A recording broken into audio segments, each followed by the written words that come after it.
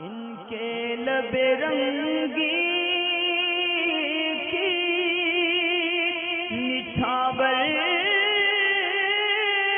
تھی کہ جس نے السلام علیکم ورحمۃ اللہ وبرکاتہ۔ جشن بے وفا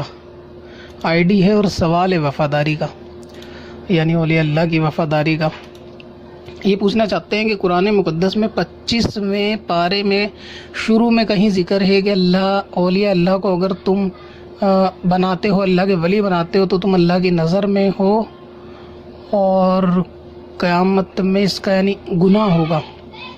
میرے خیال سے یہ سورہ شورا کا ذکر کر رہے ہیں، 25ویں پارے کی شروعاتی 5 یا 6 کے قریب آیت میں والذین اتخذوا من دونہ اولیاء اللہ حفیظ علیہم، جو اکثر اہل حدیث وغیرہ جو ہے وہ پیش کرتے ہیں سنیوں کے مقابلے میں کہ دیکھو قرآن میں اللہ تعالیٰ نے کہا کہ تم کوئی اللہ کا ولی بناتے ہو تو تم مجرم ہو اور تم اللہ تعالیٰ کی نظر میں ہو۔ جیسا کہ اس آیت کا بھی مطلب ہے، یعنی اللہ تعالیٰ فرماتا ہے اور جنہوں نے اللہ کے سوا ولی بنا رکھے ہیں وہ اللہ کی نگاہ میں ہیں۔ تو یہاں ایک چیز یاد رکھنے والی ہے تمام سنیوں کو، ایک کامن سی چیز ہے کہ جہاں بھی قرآن پاک میں اللہ تبارک و تعالیٰ کا ایسا ذکر ہوگا کہ جہاں اللہ تعالیٰ نے کسی مددگار کو یا پھر کفار مکہ کو مخاطب کیا ہوگا مددگاری کے حوالے سے، تو وہاں اکثر جو ہے مددگار مقابلے میں ہوگا، یعنی اللہ کے مقابلے میں، جیسا کہ اس آیت میں ہے کہ تم اللہ کے سوا کسی کو مددگار بناتے ہو۔ اور یہاں اولیاء سے مراد یہ ولی نہیں ہے، یہ لفظ اولیاء جو ہے وہ جمع ہے، یعنی ولی کا بہووچن۔ تو ولی سے مراد یہاں یہ ولی نہیں جو مسلمانوں کے ولی ہوتے ہیں، بلکہ ولی سے مراد یہاں مدد کرنے والا، مددگار، تمہارا حامی، سرپرست سمجھ لو۔ کہ جیسا کہ عرب کے جو کافرین ہوتے تھے نا، تو وہ اپنے بتوں کو اپنا مددگار سمجھا کرتے تھے کہ جیسے یہ بارش برسانے میں ہماری مدد کرتے ہیں، یہ اس میں مدد کرتے ہیں، تو اس قسم کی وہ آیت ہے، اس سے مراد یہ ہے۔ اور جہاں بھی اللہ کے مقابلے کا ذکر ہوگا نا کہ اللہ کے سوا تم کسی کو سمجھتے ہو، تو اللہ کے سوا کا مطلب ہوتا ہے، کافروں سے خطاب ہے کہ اللہ کو چھوڑ کے کسی اور کو ایسا مددگار سمجھ رہے ہو کہ وہ تمہاری مثل خدا مدد کرتا ہو۔ جیسے زندگی دینے والا خدا الگ ہے اور بارش برسانے والا خدا الگ ہے، کھیتیوں میں اناج پیدا کرنے والا خدا الگ ہے۔ تو یہ سب عقیدے کفاروں کے ہوا کرتے تھے، جس سے قرآن میں جا بجا اللہ تبارک و تعالیٰ نے ان کو مخاطب کر کے فرمایا۔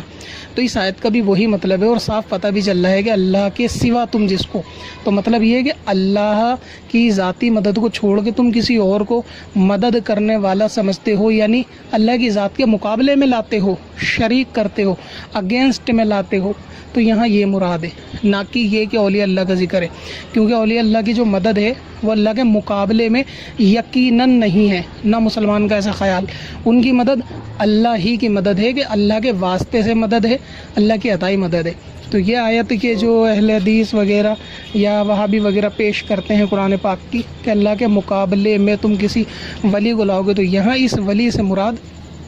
یا اولیاء سے مراد یہ جو لکھا ہے یہاں مددگار بتوں سے، یہاں بت مراد ہے، یعنی کافروں کے جو بت مددگار ہیں وہ والے ولی مراد ہیں۔ یہی سورہ شورا میں یہ 25ویں پارے کی آیت کا مطلب ہے۔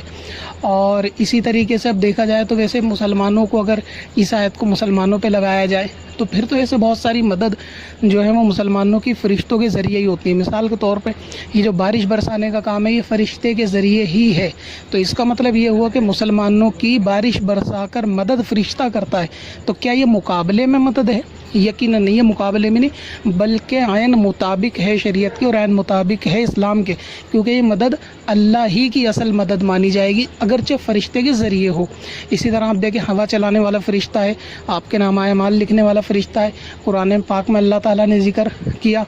ان چیزوں کا کہ فرشتے جو ہیں وہ مسلمانوں کے مددگار ہیں، اللہ کے دین کے مددگار ہیں۔ حدیث پاک میں حکم ہوا کہ مسلمانوں کے آپس میں مدد کرو۔ تو اس طرح سے اگر آپس میں بندہ کسی کا ولی بنے، مددگار بنے، حامی بنے اور یہ مقابلے میں نہ ہو خدا کے، تو یہ شرک کے درجے میں نہیں آتا، اگرچہ जाहिल लोग इसको शिरक के दर्जे में लाते हैं कि ये भी शिरक है, तो इस तरह की मदद से मुराद नहीं। तो अब कहीं पे भी आपके सामने कोई भी ऐसा बदअकीदा कोई आयत पेश करे कि जहाँ अल्लाह ने कहा हो कि अल्लाह के सिवा तुम मददगार बनाओगे तो तुम जहन्नम में जाओगे, तो अल्लाह के सिवा किसी को मददगार बनाने का मतलब ये है कि अल्लाह को खुदा ना माना जाए और उनको खुदा माना जाए जिनकी तुम मदद लेते हो, तब जहन्नम में जाओगे और यकीनन जाओगे। लेकिन ये कि जो इमदाद होती है या वसीला होता है औलिया अल्लाह का, तो वो मुकाबले में मुसलमान का कभी नहीं होता। तो जब मुकाबले में नहीं होता तो मतलब खुदा के मुताबिक होता है, जैसा कि बारिश बरसाने वाले फरिश्ते की मदद मुकाबले में नहीं है बल्कि मुताबिक है, ये भी हमारे लिए मदद है। अब कोई कहे कि अल्लाह पानी बरसाता है, तो अब जाहिर है कि अल्लाह पानी बरसाता, मगर बरसाता तो फरिश्ते के ज़रिए ही है, तो ये मदद भी फरिश्ते की हुई मुसलमानों के लिए, लेकिन ये शिरक नहीं हुआ। हवा चलाने वाली, रिस्क देने वाले फरिश्ते की मदद भी हमारी मदद है, लेकिन ये मदद भी खुदा के मुकाबले में नहीं है। तो इस आयत का गलत मफहूम जो पेश किया जाता है, आप उससे बचें और हमेशा यह कुल्ली कायदा जो है वो अपने ज़हन में रखें कि जब भी मुकाबले का जिक्र होगा तब वहाँ शिरक होगा, और जहाँ अल्लाह मुकाबले का जिक्र करता भी है कुरान में कि अल्लाह के सिवा, तो हमेशा वहाँ बुतों से बुत मुराद होते और मुखातिब होते मुशरिकीन कि तुम अल्लाह के सिवा किसी को मददगार बनाते हो, यानी मुकाबले में लाके। तो हमारा जो अकीदा अल्हम्दुलिल्लाह मुकाबले का नहीं होता। औलिया अल्लाह मददगार है, नबी मददगार है, फरिश्ते मददगार है और मुसलमान आपस में एक दूसरे के मददगार हैं। तो ये अल्लाह के मुकाबले में यकीनन नहीं है, बल्कि ये ऐन अल्लाह तबारक व तआला और उसके रसूल की तालीमात के मुताबिक ही है। तो इस आयत का वो मतलब है। उम्मीद है कि आपको समझ में आ गया होगा। पत्थर में असल